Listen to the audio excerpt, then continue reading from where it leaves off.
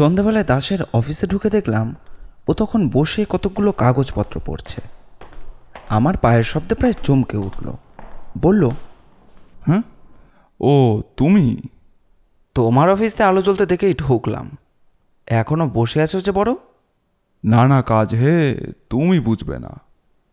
দাস খুব একটা ভালো কাজ করে বলে আমার মনে হয় না, কারণ দাসকে আমি জানি সেই কলেজ জীবন থেকে। ইউনিয়নের টাকা সরিয়েই হাত পাকিয়েছিল দাস। তবুও বলতে পারেন এই অসৎ সঙ্গ কেন? এর উত্তর হয়তো সঠিক পথে আমি দিতে পারবো না, কিন্তু দাসকে আমার ভালো লাগে। একটা দুর্বোধ্য আকর্ষণ রয়েছে ওর ব্যক্তিত্বে। ওর সামনের চেয়ারটা টেনে নিয়ে আমি বসলাম। দাসকে বললাম, তা একলা বসে কি জকের ধন পাহারা দিচ্ছ? প্রায় তাই। এমন কতকগুলো কাজ যেগুলো ডান হাত দিয়ে করলে বাঁ হাতকে সেটা জানতে দিতে নেই। তাহলে আমি যাই, বিরক্ত করব না। আরে বসো বসো, কাজটা শেষ হয়ে গেছে। দাস কাগজপত্রগুলো রেখে দিল। পকেট থেকে দামি সিগারেট ও দেশলাই বের করে আমার দিকে এগিয়ে দিয়ে বলল, একটা সিগারেট খেয়ে ওঠা যাবে তারপরে। কিন্তু সিগারেটটা ধরাতে গিয়ে জ্বলন্ত দেশলাইয়ের কাঠিটার দিকে আড়াআড়ি তাকাতেই আমার নজর পড়ল কোণের টাইপরাইটারটার দিকে। ঢাকনাটা খোলা, ঝকঝক করছে কিবোর্ড। রোলারটাকে অদ্ভুত মসৃণ বলে মনে হচ্ছে। আর সেই সঙ্গেই প্রতিক্রিয়াটা বেরিয়ে এলো প্রশ্নের আকারে, তোমার সেক্রেটারির খবর কি? দাসের ঠোঁটের কোণে সিগারেটটা যেন একটু দুলে উঠল। কোন সেক্রেটারি? আবার কোন সেক্রেটারি? মিস সুলতা পাল। ও, নো ট্রেস। কোনো পাত্তা পাওনি? না। আশ্চর্য, এমন করে কোথায় গেল মেয়েটা? ওসব মেয়েদের কথা ছেড়ে দাও। চেহারা ভালো ছিল, দেখেছিল তো। নিশ্চয়ই পালিয়েছে কারোর সঙ্গে। পালাবার কি ছিল? যতদূর তোমার কাছে শুনেছিলাম কলকাতার একটা বোর্ডিংয়ে একাই থাকতো। আত্মীয় স্বজন থাকলেও তাদের সঙ্গে তার খুব একটা সম্পর্ক ছিল না। ওর যদি কাউকে ভালো লেগে থাকে তাহলে তাকে নিয়ে পালাবার দরকার ছিল না নিশ্চয়ই। কে জানে, হয়তো কোনো রাইভেল ছিল। কলকাতায় থাকলে খুনটুন কিছু একটা হয়ে যেতে পারত। এই ধরনের মেয়েকে নিয়ে কত নুইসেন্স হয় তা তো জানোই।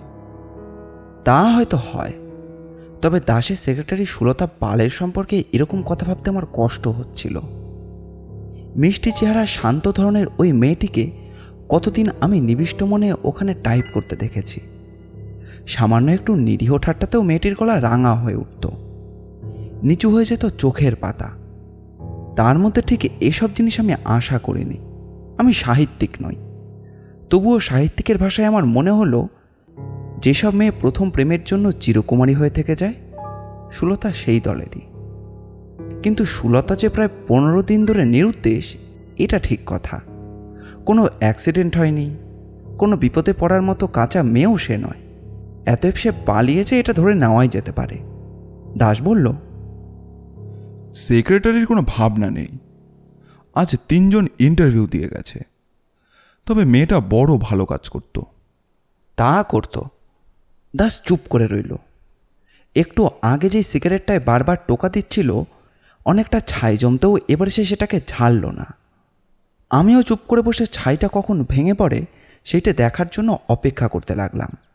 আর ভাবতে লাগলাম, সুলতা এতখানি সাহস পেল কি করে। সুতরাং একটু পরেই দাস যখন বলতে যাচ্ছিল যে এবার ওঠা যাক, অন্তত ওর মুখ থেকে এই কথাটা বেরিয়ে আসবে বলেই আমার মনে হচ্ছিল। ঠিক তখনই ঝমঝম করে বৃষ্টি নেমে বসলো বাইরে। খোলা দরজা দিয়ে স্তব্ধ রুদ্ধশ্বাস এলো ঘরে, এবং দাসের সিগারেটের ছাইটা কেড়ে নিয়ে চলেও গেল। দাস বলল, বৃষ্টি নামলো যে, গাড়িটাও তো আজকে আনিনি।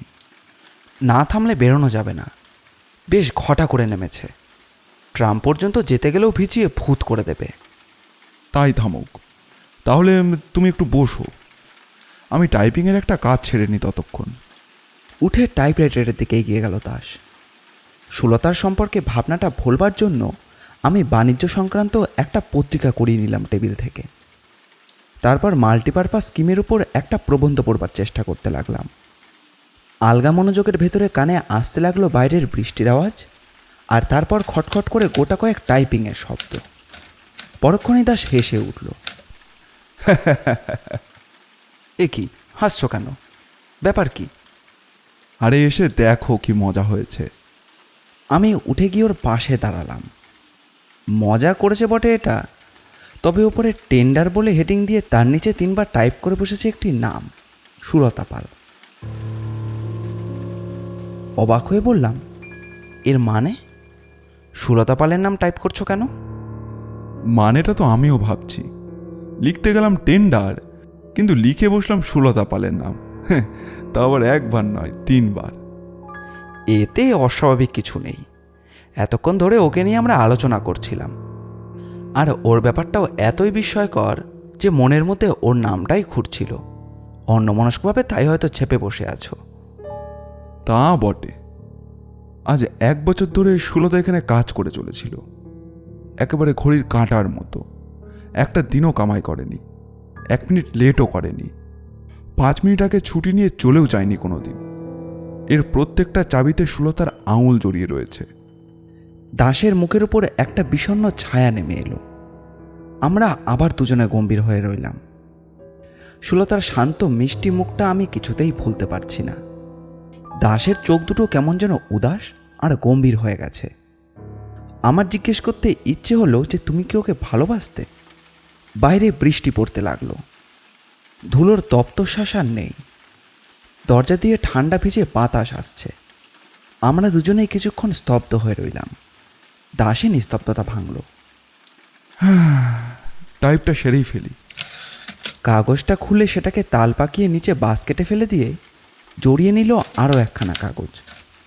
আবার খটখট করে বেজে উঠল টাইপিংয়ের আওয়াজ। আমি টাইপরাইটারের টেবিলটার কোণে দাঁড়িয়ে রইলাম। একটানা বৃষ্টির শব্দ আর টাইপিংয়ের শব্দে একাকার হয়ে গেল ঘর। কতক্ষণ পরে জানি না, তবে কেন জানি না হঠাৎ আমার চোখটা নেমে এলো দাসের টাইপিংয়ের ওপর। কি আশ্চর্য! আগাগোড়া ক্যাপিটাল লেটারে সাজিয়ে কি লিখছে ও! যা দেখলাম তাতে কয়েক মুহূর্ত আমি আমার চোখকে বিশ্বাস করতে পারলাম না। প্রচণ্ড স্পিডে পাগলের মতো দাস যা ছেপে চলেছে তা হলো এই: আমি অকপটে স্বীকার করছি যে সুলতা পালকে আমি খুন করেছি। আমার ব্যারাকপুরের বাগান বাড়িতে পুরনো গ্যারেজের ভেতর বড় একটা কেবিন ট্যাঙ্কে তার মৃতদেহ রয়েছে। আমি তার উপর বল প্রয়োগে ব্যর্থ হয়ে কিন্তু কিন্তু আর আমি তো আমার নিজের চোখকে বিশ্বাস করতে পারছি না। কিন্তু যা দেখছি এ তো আর স্বপ্ন নয়।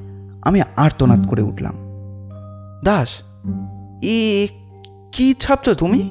এ কি ছাপছো? টুলের উপরে দাস থরথর করে কেঁপে উঠল। একটা মৃত প্রাণী যেন নড়ে উঠেছে ইলেকট্রিক কারেন্টের ছোঁয়ায়। যেন এতক্ষণ সে ঘুমিয়ে টাইপ করে যাচ্ছিল, হঠাৎ জেগে উঠেছে। আমি আবার বললাম, দাস দাস, এ কি টাইপ করে যাচ্ছ তুমি?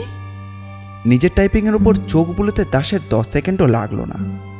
তারপরে পেছনের টুলটাকে লাথি দিয়ে সে উঠে দাঁড়ালো। হ্যাচকা টানে কাগজটাকে টেনে বার করে বিকৃত গলায় চিৎকার করে বলল, হ্যাঁ, না না না, আমি না, আমি না। আমি কি একটা বলতে চাচ্ছিলাম, দাস আর সেটা বলতে দিল না। জান্তব গলায় আবার চিৎকার করে উঠল সে, মিথ্যে কথা, আমি নই। পর মুহূর্তেই ছুটে ঘর থেকে বেরিয়ে গেল, নেমে গেল রাস্তায়। আমার বিহলতা কাটতে আরও 1 মিনিট সময় লাগলো। তারপর যখন সেই বৃষ্টির মধ্যে ভিজতে ভিজতে পথে নেমে এলাম, তখন দেখলাম মাত্র 20 গজ দূরেই একটি লোক চাপা পড়েছে বাসের তলায়। কাছে না গিয়েও আমি বুঝতে পারলাম সেটা দাস ছাড়ার কেউই নয়। আর বৃষ্টিতে ভিজতে ভিজতে ও আতঙ্কে স্তব্ধ হয়ে আমি ভাবতে লাগলাম, তাকে নিজের হাতেই শাস্তি দিয়েছে সুলতা। এরপরে একটি মাত্র কাজ আছে আমার, কোনো পাবলিক টেলিফোনে গিয়ে পুলিশকে জানাতে হবে সেই টাইপিং লেটারের কথা। আমাদের আজকের গল্পটি ভালো লাগলে অবশ্যই লাইক করবেন, আর কীরকম লাগলো সেটি কমেন্ট করে জানাবেন। আমরা আপনাদের মধ্যে থেকে একটি কমেন্ট পিন করে দেব। আমাদের চ্যানেলটি ঘুরেও আসতে পারেন। আমাদের চ্যানেলটিকে সাবস্ক্রাইব করে আমাদের পাশে থাকবেন। আপনাদের ভালোবাসা একান্ত কাম্য। ধন্যবাদ।